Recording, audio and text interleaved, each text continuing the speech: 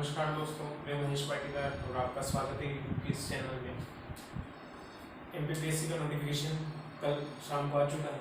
इसकी exam date जो है 20 जून की जगह क्या कर दी गई है 25 जुलाई। 20 जून की जगह क्या कर दी इसको 25 जुलाई को कुछ समय और एमपीपीएससी वालों को मिला है, तो उसके लिए भी तैयारी में आप जो समय मिला है इसके हिसाब से जुट जाएँ और अपनी तैयारी पूरी करें। और हम इस सीरीज़ में जो मध्य प्रदेश का संपूर्ण ज्ञान है, इस सीरीज़ में हम क्या पढ़ रहे थे कि मध्य प्रदेश का भौतिक विभाजन। पिछले लेक्चर में हमने कहाँ तक पढ़ लिया था उसका थोड़ा सा रिव्यू देखते हैं, फिर आगे हम स्टार्ट करते हैं। सबसे पहले हमने पूरे मध्य प्रदेश को 3 भागों में बांटा था। पहला क्या था, मध्य उच्च प्रदेश, मध्य उच्च प्रदेश। दूसरा हिस्सा था क्या, सतपुड़ा मेकाल श्रेणी, और तीसरा हिस्सा था बघेल। हमने इस मध्य उच्च प्रदेश को फिर से 5 भागों में बांटा था, जिसमें एक था मालवा का पठार, दूसरा हिस्सा था हमारा मध्य भारत का पठार, तीसरा हिस्सा था बुंदेलखंड का पठार, चौथा था रीवा पन्ना का पठार और नर्मदा सोन घाटी। इनका विस्तृत अध्ययन हम कर रहे थे, जिसमें से मालवा का पठार हमने विस्तृत रूप से देख लिया था। इसकी क्या क्या विशेषताएं हैं, क्या क्या इस प्रदेश की कैरेक्टरिस्टिक्स या विशेषताएं देख चुके थे हम।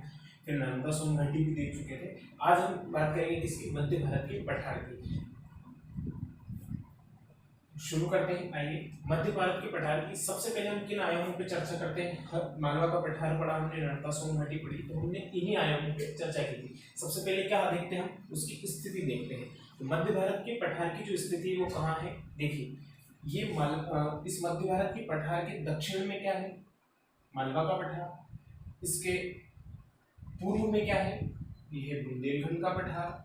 इसके उत्तर में क्या है, उत्तर में हम यहाँ उत्तर प्रदेश नहीं लिखेंगे क्योंकि ये यहाँ चंबल नदी यहाँ से निकल के इस ओर जाती है और ये कहाँ में जाकर मिल जाती है, यमुना में। तो ये सारा जो एरिया है ये यमुना का क्या बोल सकते हैं उसको, यमुना का प्रदेश या नर्मदा घाटी जिस तरीके से होती है उस तरीके से हम यमुना घाटी या यमुना द्रोणी में यमुना का मैदान भी हम इसको कह सकते हैं कि यमुना नदी का जो मैदानी क्षेत्र है उसका ये हिस्सा है, यहाँ वाला उत्तर प्रदेश के ऊपर साइड वाला। तो मध्य भारत के उत्तर में हम क्या बोल देंगे कि यमुना का मैदान है।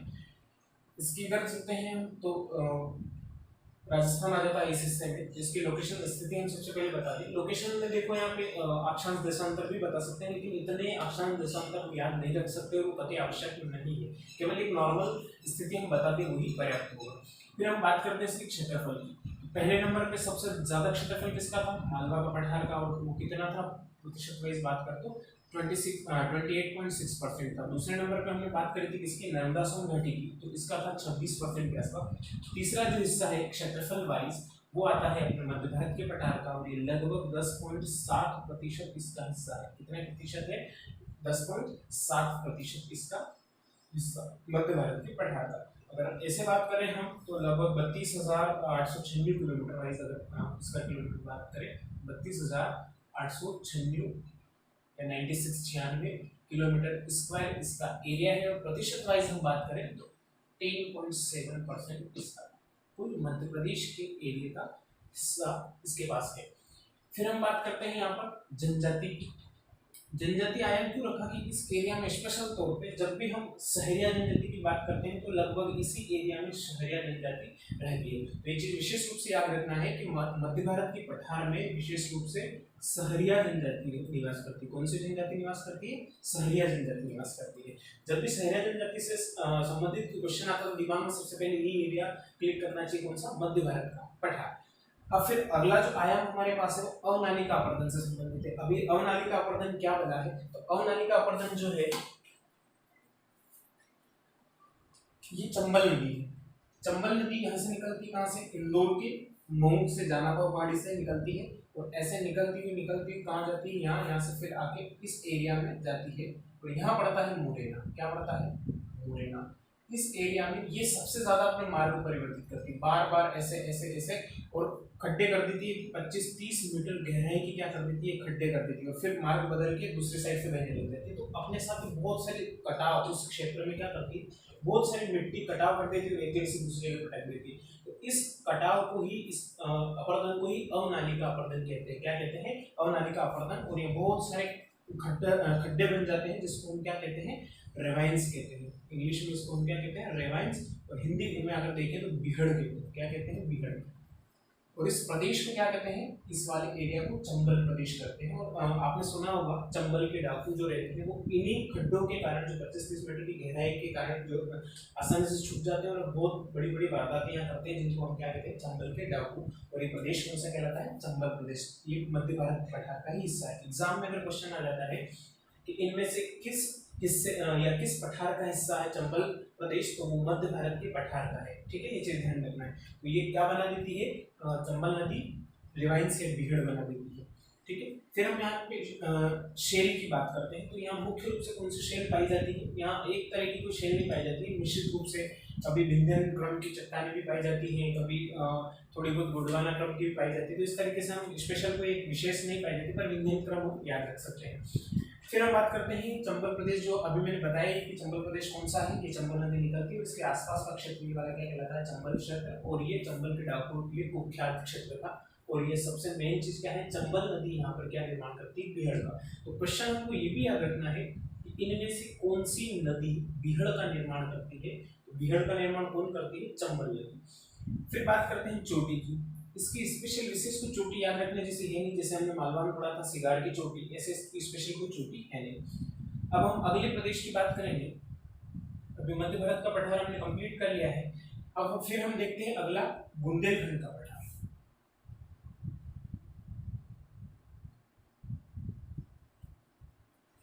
बुंदेलखंड का पठार, इस चीज में हमको क्या देखना है, बुंदेलखंड के पठार का जब हम अध्ययन करते हैं तो इसमें कुछ पॉइंट्स हमको देखने होंगे कि बुंदेलखंड के पठार में सबसे पहले हम क्या देखते हैं, स्थिति। इसकी स्थिति कहाँ है, बुंदेलखंड का जो पठार है इसके पश्चिम में क्या है, ये मध्य भारत का पठार। इसके पूर्व में अगर हम जाते हैं तो ये थोड़ा सा ऊपर साइड आएगा, तो इसके पूर्व में हम बघेलखंड का पठार भी कह सकते हैं और रेवाखंड पठार का भी थोड़ा बहुत हिस्सा आता है।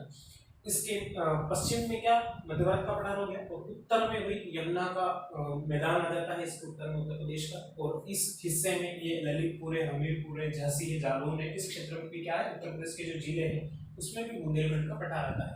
अपने मध्य प्रदेश के यहाँ देखो तो थोड़ा दतिया का हिस्सा आ जाता है, ग्वालियर का थोड़ा बहुत हिस्सा आ जाता है, टीकमगढ़ है, यहाँ पे आ जाता है, निवाड़ी है, ये सारे जिले किसमें आ जाते हैं, बुंदेलखंड में आ जाते हैं। अब हम इसके क्षेत्रफल की अगर बात करते हैं, जो बुंदेलखंड का क्षेत्रफल है वो प्रतिशत वाइज देखें तो 7.7% हिस्सा है। कितना है, 7.7%। और अगर किलोमीटर वाइज हम देखें तो ये हो जाएगा लगभग 23,000 या 23,737 स्क्वायर किलोमीटर इसका एरिया है।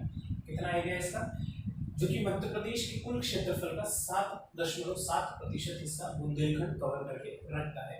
फिर हम इसके देखते हैं जनजाति, इसमें स्पेशल ऐसी कोई जनजाति हम उसको पॉइंट नहीं कर सकते हैं। फिर अवनाली का अपवर्तन भी इसमें कुछ नहीं है। अब यहाँ शेल की बात होती है तो शेल इसमें मुख्य रूप से ग्रेनाइट और नीस, ग्रेनाइट नीस ये शेलें पाई जाती है। और उसमें कुछ कुछ विंध्यन क्रम की चट्टानें भी पाई जाती है, क्योंकि एरिया यही पड़ता है। तो स्पेशल जो बहुतायत में पाई जाती है उनका नाम हम यहाँ पे ले लेते हैं। चंबल प्रदेश इसमें कोई वैल्यू नहीं रखता है। अब बात आती है चोटी की। तो जो बुंदेलखंड का पठार है इसकी सबसे ऊंची चोटी जो है वो है सिद्ध बाबा की चोटी। कौन सी चोटी है, सिद्ध बाबा की चोटी, या सिद्ध बाबा ही हम इसको कह सकते हैं, केवल सिद्ध बाबा। और इसकी हाइट कितनी है, समुद्र तल से इसकी है 1172 मीटर इसकी ऊंचाई। कितनी है, 1172 मीटर। अब ये भी याद होना चाहिए कि मध्य प्रदेश की सबसे ऊंची चोटी कौन सी है। तो मध्य प्रदेश की सबसे ऊंची चोटी जो है वो कौन सी है, अपने सतपुड़ा मैकान में एक वो आती है महादेव, उसमें पचमढ़ी जो है, पचमढ़ी की सबसे ऊंची चोटी जो है वो क्या कहलाती है, धूपगढ़। और उस धूपगढ़ की कितनी हाइट है, 1350 मीटर, जो मध्य प्रदेश की सबसे ऊंची चोटी है। और इससे संबंधित एक सनसेट पॉइंट होता है, यहाँ पर सूर्य अस्त के समय एक अच्छा नज़ारा बनता है। यहाँ पे इसका वीडियो भी मैंने लाइव उसका बना के डाल रखा है, आपको अगर समय मिले तो इसको जरूर देखना, धूपगढ़ से संबंधित। ये कुछ पॉइंट है हमारे बुंदेलखंड से। और अगर हम इसमें देखें तो ये जो बुंदेलखंड है इसमें अलाउदल का नाम सुना होगा। अलाउदल जो परमार्थ देव के समय यहाँ थे बुंदेलखंड में, तो इनके शौर्य का जो वर्णन है बहुत ज़्यादा फेमस है। हर व्यक्ति के मुंह में कहीं ना कहीं अलाउदल जो सेनापति थे तो वो यहाँ उनका वर्णन इस एरिया में मिल जाता है, गीतों के माध्यम से उसकी प्रस्तुति देते रहते हैं लोग। फिर अगर हम इसमें कुछ पॉइंट्स और देखें तो इसकी प्रमुख नदियाँ अगर हम देखें तो इसकी प्रमुख नदियाँ कौन कौन सी है, देखो एक यहाँ से निकलती है बेतवा नदी। बेतवा नदी जाके इस एरिया में बहती है, तो बुंदेलखंड में बेतवा नदी हो जाएगी नदियों में। दूसरी अगर हम बात करें तो धसान है, उर्मिल है आदि इस नदी, धसान, उर्मिल, बेतवा ये सब नदियां इस बुंदेलखंड की प्रमुख नदियों में आ जाती है। वहीं हमने इसकी प्रमुख नदियां नहीं देखी तो मध्य भारत के पठार में जो प्रमुख नदी तो चंबल हो जाती है प्रमुख, फिर यहाँ से कालीसिंध हो जाती है, पार्वती, ये मध्य भारत की प्रमुख नदियां थी, इसमें नोट कर लेंगे हम। और यहाँ हम बात कर रहे हैं बेतवा, धसान, उर्मिल, ये प्रमुख इसकी नदियां हैं, ठीक है, इसकी बुंदेलखंड के पठार की प्रमुख नदियां हैं। इसमें कुछ पॉइंट और हम देखते हैं कि मिट्टी जो इसकी कैसी है, मिट्टी मिश्रित मिट्टी भी बोल सकते हो, लाल पीली मिट्टी का भी थोड़ा बहुत हिस्सा यहाँ पे आता है, ठीक है। तो ये बुंदेलखंड का पठार हो गया। अब कितने हिस्से हम पढ़ चुके हैं इसका, एक एक पॉइंट आपको नोट करना है। एक पढ़ चुके हैं मालवा का पठार, दूसरा पढ़ चुके हैं नर्मदा सोन घाटी पढ़ चुके हैं, तीसरा हिस्सा हमने पढ़ लिया क्या, मध्य भारत का पठार, चौथा हिस्सा हमने क्या पढ़ लिया, बुंदेलखंड का पठार।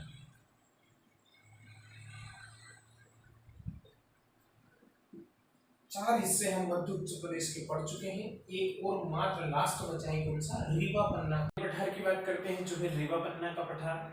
अब रीवा पन्ना का पठार की स्थिति क्या है, ये रहा हमारा रीवा पन्ना का पठार। अब रीवा पन्ना पठार की स्थिति देखते हैं कि इसके दक्षिण में क्या है, इसके पूर्व में क्या है, इसकी पश्चिम साइड में क्या है, इसके उत्तर में क्या है। तो सबसे पहले हम देखते हैं कि जो रीवा का पठार, रीवा पन्ना का पठार है, इसके पूर्वी हिस्से में जो क्या है बघेलखंड का पठार है, और कुछ हिस्सा क्या है नर्मदा सोन घाटी भी इसके पूर्वी हिस्से में आती है।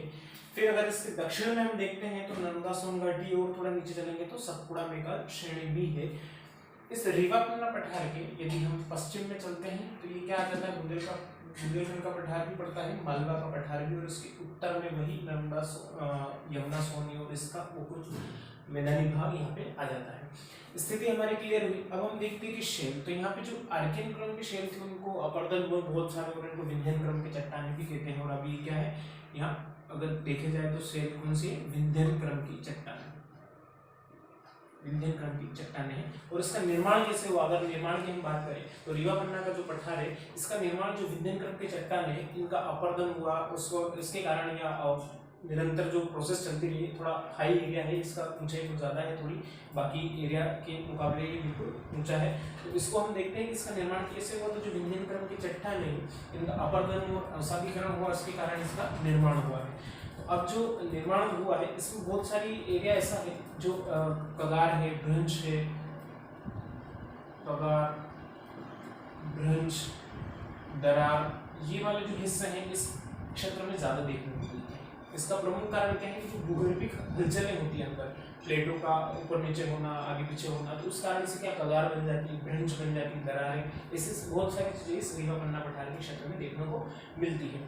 फिर बात करते हैं हम सफेद बाघ के लिए फेमस एरिया।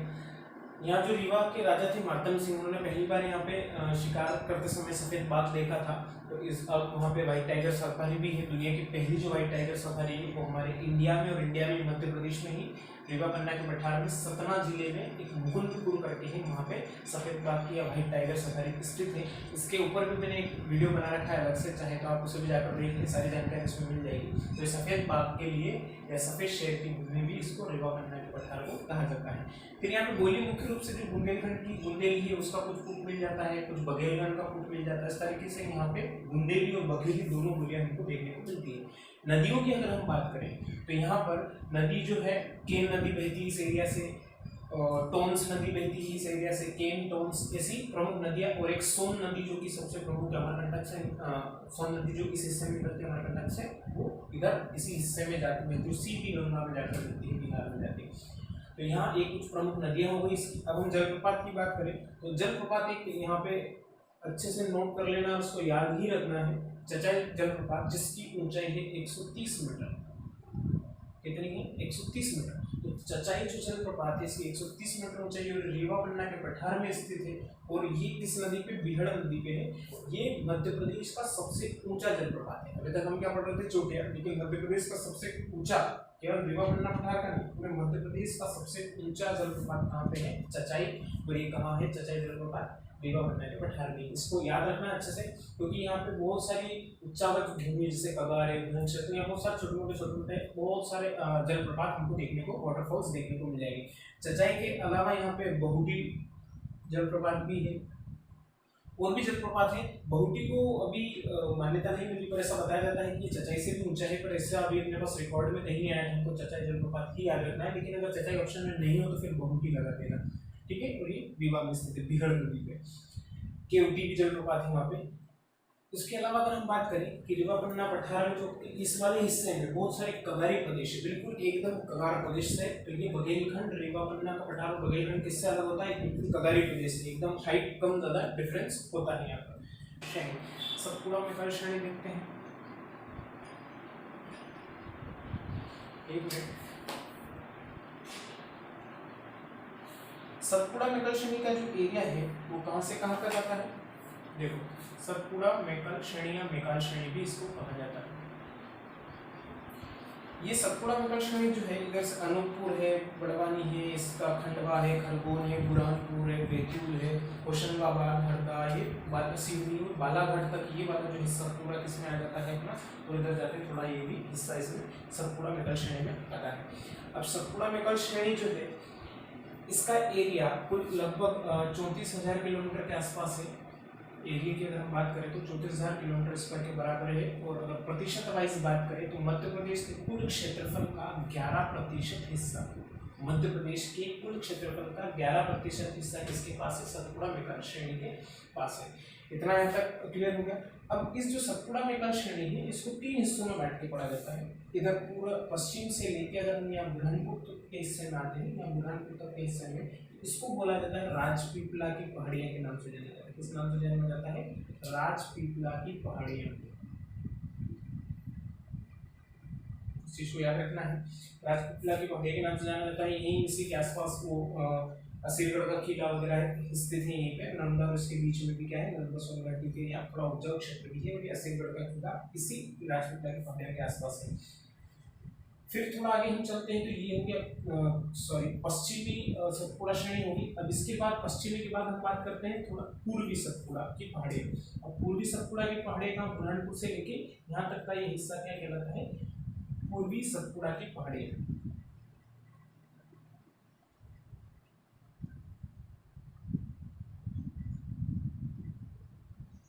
अब ये जो पूर्वी सतपुड़ा की पहाड़ियाँ हैं, इसी पहाड़ी के थोड़ा सा दक्षिण में या यहाँ जाते हैं तो इसी से लगता हुआ हिस्सा ये महादेव पहाड़ियाँ है। कौन सी पहाड़ियाँ हैं? महादेव पहाड़ी। इसी महादेव पहाड़ी पे होशंगाबाद जिले में कौन स्थित है? पंचमढ़ी। कौन स्थित है? पंचमढ़ी स्थित है। इसी पंचमढ़ी में ये एक हिल स्टेशन कहते हैं एमपी का। तो ये जो पंचमढ़ी है, इस पचमढ़ी में ही सबसे ऊंची चोटी या मेकाल पर्वत श्रेणी जो है, महादेव पहाड़ियां जो है, इसमें सबसे ऊंची चोटी, मध्य प्रदेश की सबसे ऊंची चोटी कौन सी है? धूपगढ़, जो कहाँ स्थित है? पचमढ़ी में। और इसकी हाइट कितनी है? 1350 मीटर। इसको भी कंफर्म पक्के से याद रखना है। ये न सिर्फ सतपुड़ा की ऊंची चोटी है, बल्कि पूरे मध्य प्रदेश की सबसे ऊंची चोटी कौन सी है? धूपगढ़। और इसकी ऊंचाई कितनी है? 1350 मीटर। वहीं अगर हम बात करते हैं ये इसको हिल स्टेशन के नाम से, या मध्य प्रदेश का एकमात्र हिल स्टेशन पचमढ़ी है, ये भी चीज ध्यान रखना है। कहाँ पे स्थित है? तो महादेव पहाड़ी में स्थित है। और ये जिले वाइज पूछा जाएगा होशंगाबाद में। फिर थोड़ा आगे चलते हैं, यहाँ से यहाँ तक की बात होगी। किसकी हुई? अपने पूर्वी सतपुड़ा की पहाड़ियाँ की बात होगी। यहाँ पे पश्चिमी सतपुड़ा, जिन्हें हम राजपीपला की पहाड़ियाँ भी कहते हैं। इसके दक्षिण में थोड़ा सा क्या है? महादेव की पहाड़ियाँ।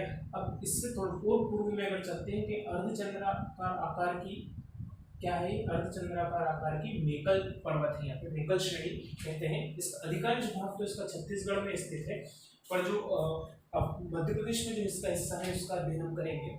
इसी मेकल श्रेणी में अमरकंटक स्थित है। क्या स्थित है? अमरकंटक, जिसकी ऊंचाई, अमरकंटक की ऊंचाई कितनी है? 1064 मीटर, 1064 मीटर अमरकंटक की ऊंचाई है। और ये इस सतपुड़ा मेकल श्रेणी की दूसरी चोटी, सबसे हाइट पे कौन थी? धूपगढ़, 1350 मीटर, जो मध्य प्रदेश की भी सबसे ऊंची चोटी थी। इसके बाद हम सतपुड़ा की दूसरी हाइट देखते हैं तो अमरकंटक पे, ये अमरकंटक की जो हाइट है वो कितनी है? 1064 मीटर कुल इसकी हाइट है या ऊंचाई है। अब ये जो अमरकंटक है, यहाँ से 3 नदियां निकलती हैं। हमने जनरली क्या सुना, अमरकंटक जो है इससे 3 नदियां निकलती है। एक नदी निकलती है नर्मदा, ये जो नर्मदा सोन घाटी से बहती हुई इधर यहाँ तक आ जाती है, यहाँ से फिर थोड़ा गुजरात महाराष्ट्र गुजरात करते हुए कहाँ चली जाती है, अरब सागर में जाती गिर जाती है। एक और नदी निकलती है यहाँ से सोन नदी, जो यहाँ ऐसे होते हुए इधर निकल जाती है और एक कहाँ चली जाती है, बघेलखंड के ऊपरी हिस्से से होते हुए कहाँ चली जाती है, गंगा नदी में मिल जाती है। एक और जोगिला नदी होती है निकल के इसी नर्मदा में आके मिल जाती है। तो इस तरीके से अमरकंटक से 3 नदियां निकलती है, एक निकलती है नर्मदा नदी, दूसरी निकलती सोन नदी और तीसरी निकलती है कौन सी, जोगिला नदी। अब ये क्वेश्चन ऐसा भी पूछ सकते हैं कि ऐसी कौन सी नदी जो मध्य प्रदेश से निकलती है सीधी गंगा में जाकर मिल जाती है, तो वो है सोन नदी। तो सोन नदी यहाँ से निकलती है जाकर मिल जाती है गंगा नदी मिल जाती है। इस पे एक बाण सागर परियोजना भी चलती है सोन नदी पर, उसकी जब परियोजना हम पढ़ेंगे उसके बारे में डिटेल से पढ़ेंगे। तो सोन नदी पर ही बाण सागर परियोजना वो जारी है या प्रचलित है, जो भी चल रही है उस पर।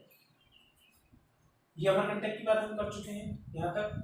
इसका अगर हिस्सा देखें तो इसके उत्तर में कौन है, नर्मदा सोन घाटी है। इसके दक्षिण में देखें तो स्थिति तो क्या है, महाराष्ट्र है। इसके पूर्व में देखें तो छत्तीसगढ़ हिस्सा आ जाता है और उत्तर पूर्व में देखें तो बघेलखंड का पठार है, थोड़ा सा ये वाला हिस्सा आ जाता है। यहाँ तक क्लियर। इसका कुल एरिया कितना है, 34,000 किलोमीटर और प्रतिशत वाइज देखें तो कितना है, 11%। अब जो अंतिम हिस्सा हमारे पास आता है, अंतिम हिस्सा कौन सा, बघेलखंड बचा हुआ है। मात्र हमारे पास क्या बचा हुआ है, बघेलखंड। इसको नोट कर लीजिएगा साथ के साथ, नहीं तो वीडियो को स्टॉप करके या रोक करके उसको अच्छे से नोट करके फिर आगे बढ़े। फिर हम बात करेंगे आखिरी वाला जो हिस्सा हमारा बचता है, बघेलखंड। कौन बचता है, बघेलखंड।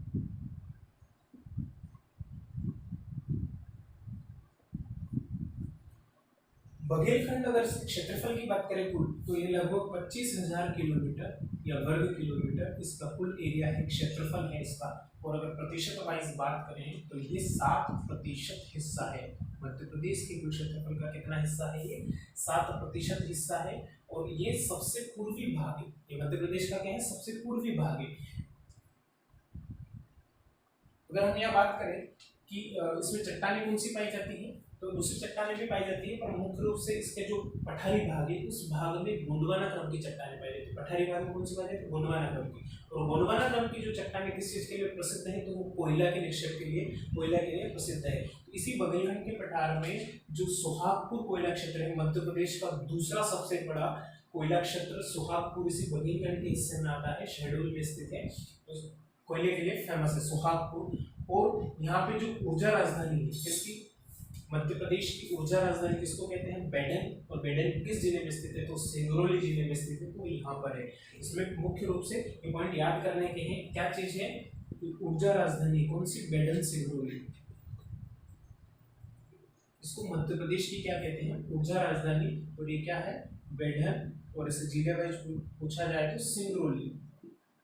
इसको भी अच्छे से याद करके रखना है। दूसरी एक और क्या चीज बताई थी, एक सुहागपुर करके कोयला क्षेत्र है, वो भी कहाँ आता है, इस बघेलखंड में ही आता है। सुहागपुर कोयला क्षेत्र कहाँ आता है, शहडोल, इसमें आता है बघेलखंड में। और अब इस क्षेत्र की बात करें, अगर सुहागपुर हो गया, यहाँ पर ऊर्जा राजधानी होगी सिंगरौली बेडन में।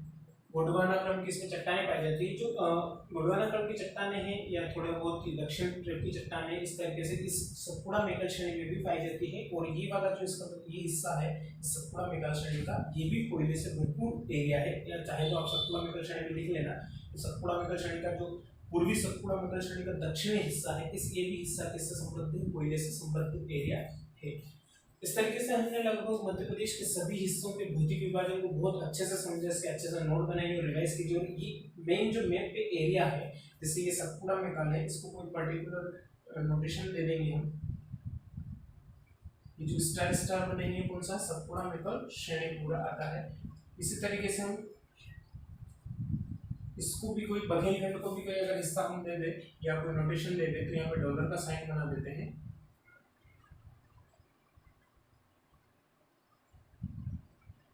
हिस्सा कौन सा है, बघेलखंड का। ठीक है, तो सारे हिस्से हम कंप्लीट कर चुके हैं, इसको अच्छे से नोट बनाएंगे और रिवाइज कीजिए। ये मध्य प्रदेश का जो भौतिक विभाजन है पूरी तरीके से समाप्त हो चुका है। हम आगे के जो भी लेक्चर है फिर कंटिन्यू करेंगे। Okay, thank you.